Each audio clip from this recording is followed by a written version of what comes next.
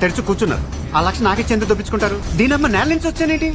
ఇంకో రౌండ్ తిప్పంటే పేగులు బయటకు వచ్చేస్తే బాగా.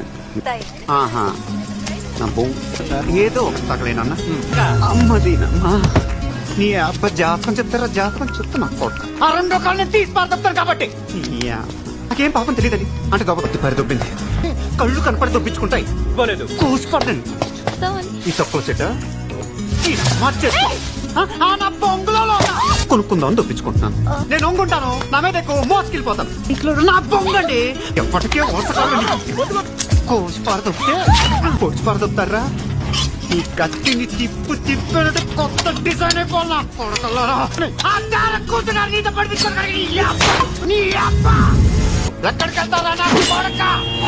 ప్రతి ఎదవకి నా పేరుతోనే ప్రాబ్లమా? మేకులు దిప్పి పారదొప్తా. నీ ఒక్క చేయి చాలు పిచ్చికి పడతా చేస్తా. దైత్యుడు అని తిట్టాలను తిట్టగలనా? లేదు కదా.